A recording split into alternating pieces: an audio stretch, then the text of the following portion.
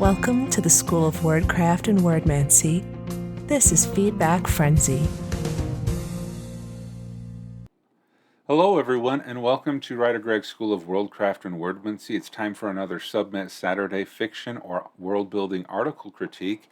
If you would like to have your content critiqued, you can visit wgc.bz/submit, where you can have your content reviewed and previewed and participate in a future Submit Saturday. All right, this article is by EliKwake's Tempest. So glad to have them to share this article as we look into another world-building article. All right, so let's just take a quick overview. Ooh, longer, okay. We have, snakes. All right. Let's just take a look.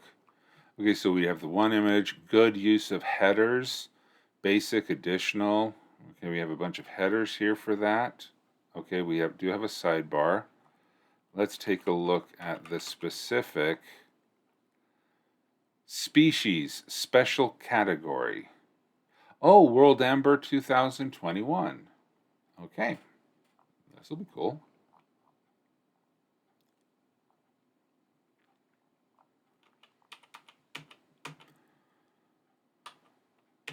Yeah, 200.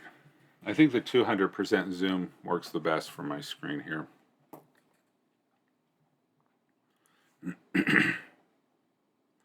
All right, basic and the Tailwinder for the Bale homepage.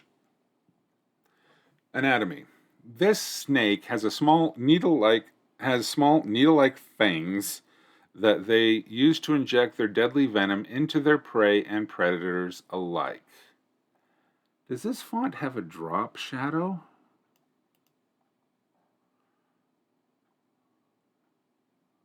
Okay, this definitely has a glow behind it, but this looks like it has a drop shadow on it.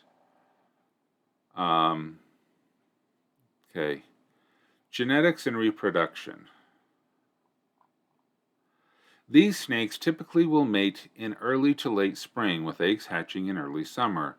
The eggs laid by the female tailwinder are reddish to charcoal gray, but not unlike the volcanic rock where tailwinders make their burrows. Okay. Males will compete for a female tailwinder's attention with mating dances. These snakes will raise themselves up as high as they can as they dance, and whichever raises the highest will win the affection of the female tailwinder. The loser will seek another mate or go mateless, as the case may be. In rare cases of male or female overpopulation, these snakes may change gender to ensure there are enough mating partners for all. Ecology and habitats. These snakes reside in the rockier areas of the cliffs of the sun, often near their burrows and hunting grounds.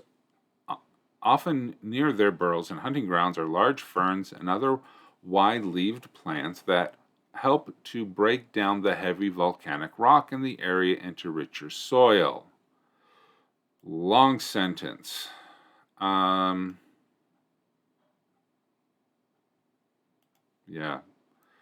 Merle tailwinders burrow in the denser rock near these plants, as do their prey. The climate of the cliffs of the sun is variable, warm in the spring, summer, and fall, but cold and snowy in the winter and higher elevations. The snakes hunt during the warmer seasons and hibernate during the snowy months. Okay, so it sounds like they're cold-blooded hibernators.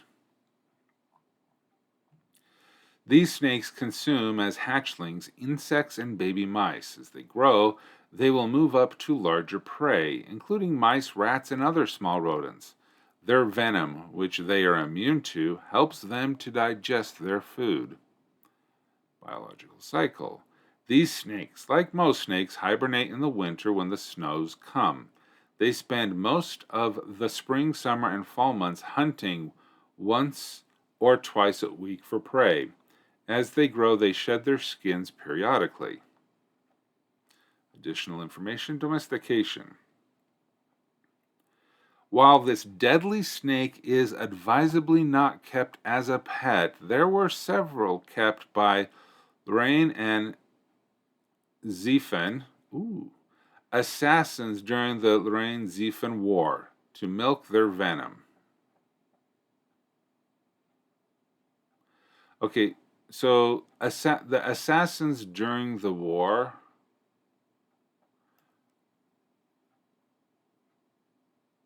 and the Lorraine and Zephen were, the names are used twice.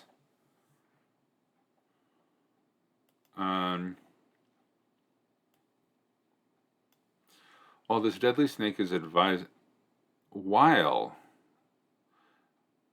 I would just say this deadly snake is, it is advised that this deadly snake is not kept as a pet. However, during the Lorraine-Zephen War, the venom was used by assassins, including Lorraine and Zephen themselves. The venom, this venom was extracted by milking the snakes, and maybe you could explain, how they milked it. The gods, and then I would put this as a separate paragraph. The gods outlawed this practice following the war, but several tailwinders were kept as pets or curiosities by their keepers. After these snakes went to Father Earth, none were kept except by daring naturalists and herpetologists. Okay. Great job, sprinters. It's time to rest. Marchers keep going. Yeah, I would. So I would rearrange this first sentence into multiple sentences and have it be its own separate paragraph, and then the gods and all that be a second paragraph. Uses, products, and exploitation. Tailwinder venom is extremely potent. Only a few drops will generate the death of the one envenomated or poisoned by it. Ooh, that's a $5 word.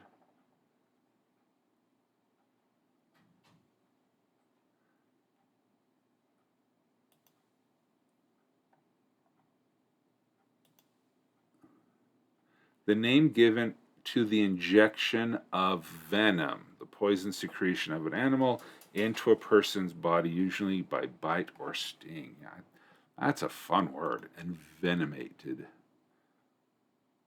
Because the death of one envenomated means that they were bitten, or poisoned mean it was snuck into some other vessel to carry the poison, food or drink. Okay. Only a few drops will guarantee the death of one inundated or poisoned by it, although the death will be long and painful. During the Lorraine-Zephen War, this venom was used on darts or arrows to definitively kill important targets, the most famous being the death of Commander Satoru at the hands of a Lorraine assassin. Lorraine. Okay. Tailwinder venom, initially, within the first 5 minutes of introduction to the body, only causes muscle weakness and swelling. However, after the first hour, the proteins of the body begin to slowly, painfully break down. Often, the first to go is the skin around the bite or injection site, or if consumed in food or beverage, the stomach and intestines. As other proteins in the body break down, lesions appear all over the body, including internally. Death can take up to 3 days for bites or injection, and as little as 24 hours if consumed by mouth. There is no cure for tailwinder venom except to make a bargain with a god. Most gods will not bother, as the price to be paid is steep, and will instead choose to end the suffering of the person bitten or otherwise poisoned. Wow. Okay, that does sound like an extremely horrific way to die, and I think the swallowing of it is much worse than being poked by it. Eee. The snout of this snake matches the underside of the head in coloration before bleeding into the usual leafy green coloration. There are 1 to 2 sky blue diamonds on the head as well. Its eyes are burgundy to black. While it does have nose slits, these are often used for heat detection more than smell. The snakes are found all over the cliffs of the sun in the western part of the wide marsh, and more rarely, the eastern parts of the sacred forest. These snakes detect prey largely by sound and smell. They smell with their tongues, as most snakes do. They are able to smell prey up to 30 feet away, but rely on sound more than smell to tell them where and what the nearby animal is. They also possess a small amount of heat detection in the grooves on their face. This tells them where prey is.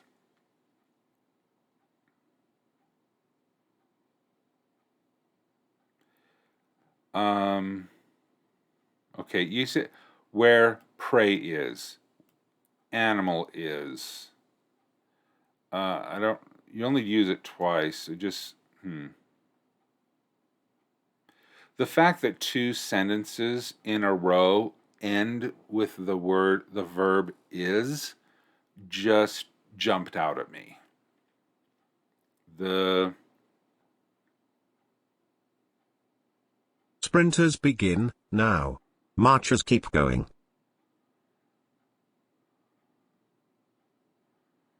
Yeah, I can't really pick out what's giving me pause on this paragraph.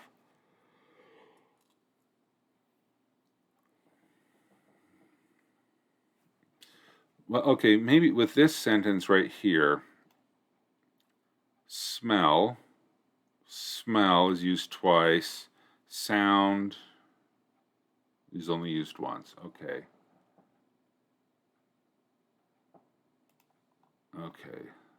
There we go. Most of the snake is charcoal gray with sky blue diamonds running down the spine of the head all the way to the tail.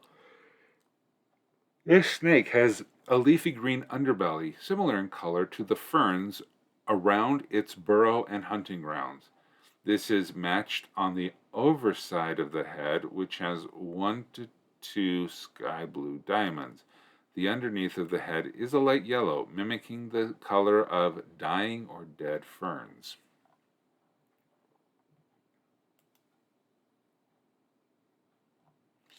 Yeah, really interesting article. Pretty straightforward as far as snakes go. I mean, you provide a good description of the snake. Yeah.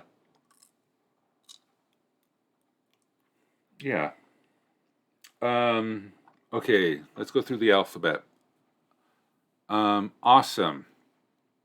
I really like the description of the poisons and how it was used. And you provided a lot of good information, the uses, products, and exploitation. That information was unique, and it was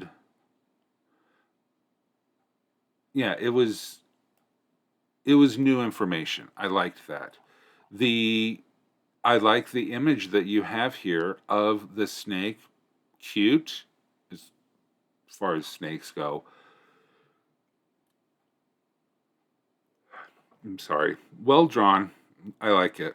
I think that the description of this over here in the sidebar is almost better than the one that you have in the main body.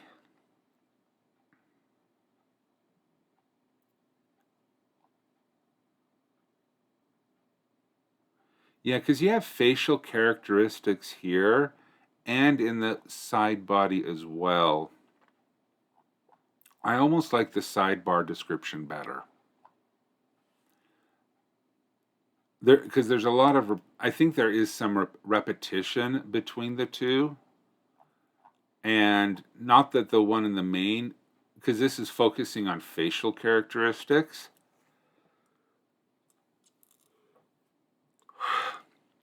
I'm sorry, I didn't get enough sleep last night. But I do like this description really well in the sidebar. Confused? I wasn't bored. Wasn't a little bit of not confusion, maybe clarification. I like this better. And I'm even taking medicine to help this. It's just I think I'm getting used to this new medicine, which I don't like. Delete. I wouldn't delete anything except maybe some of the facial characteristics. What would I expand on?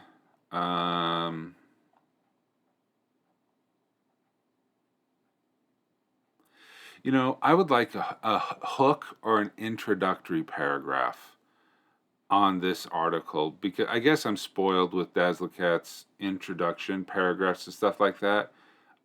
It really brings me into the world. It helps me care about this stuff. But in and of itself, this is a really good, straightforward article about tailwinders. It tells me, just the facts. I get to learn a lot about it. But I don't...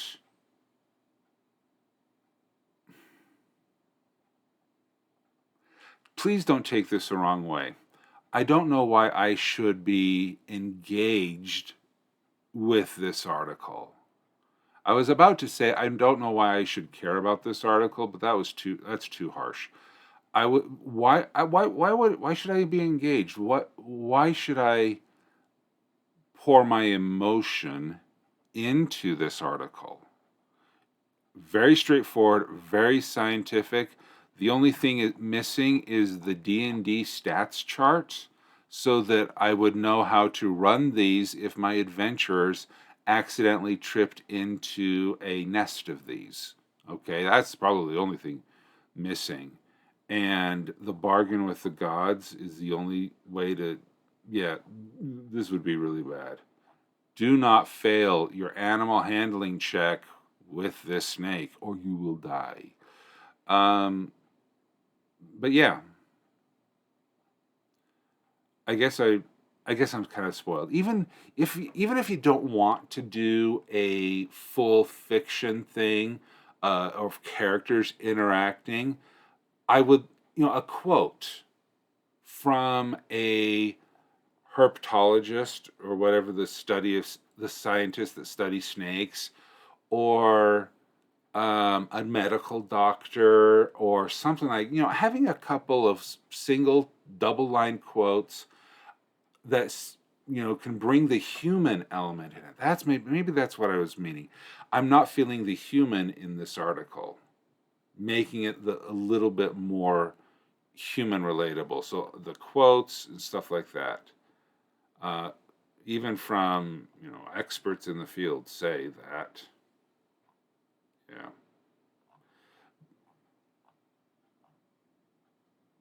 Yeah, but all in fun. Yeah. This would be a nasty, with the way that you describe the poison and its inability to have any cure except from intervention from a divine being. That really does make this a nasty creature to run into. And if a DM used this in their world, whew, I don't know if you would not to get too RPG into this, but it would be cool to know if, a greater restoration spell would take care of this, or do you just have to let the person die to resurrect them or something? But that's, cure wounds at level 2 will not do this, or that's like a 21 DC to be able to do that. Interesting. I like, sometimes I'm enjoying more when I'm looking at these characters or looking at these things going, ooh, how would I play this in a D&D world then? Because when I think of that, it allows me to think, how would a character interact with this creature or topic? And that leads me to, okay, how would I describe that? How would I write that in a story? Where's the conflict that lies in this? So yeah, this is good, solid information, and I hope to never see a Tailwinder in my life. And well done with the artwork. Yeah, I was thinking a quote from the book this is referenced in, but I like the idea about quotes from herpetologists, or maybe even a god or two from those worlds. Will you people stop praying to me about tailwinders? I'm really getting sick of this. I can only cure so many. Do you really have anything that valuable that a god would need to cure you from a tailwinder? I mean, could you imagine a god just going on I'm so sick of you people. Just stay away from the cliffs. Will you please? If another herpetologist accidentally pokes himself with this poison, I'm going to smite this earth. Don't make me come down there and clean this mess up. Sorry, I just thought that was funny. I entertain myself sometimes.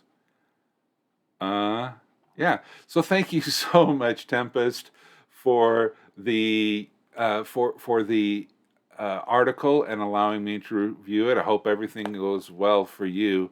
And if you would like to have your content critiqued or read, or having a random guy on the internet provide information, please visit wgc.bz/submit to submit the article and join us for a future Submit Sprinters Saturday. and marchers, time is up.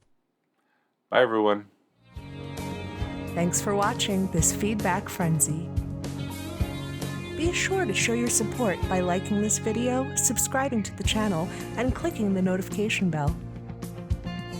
WriterGreg offers coaching sessions to help bring your world to life, create compelling stories, and accomplish your creative goals.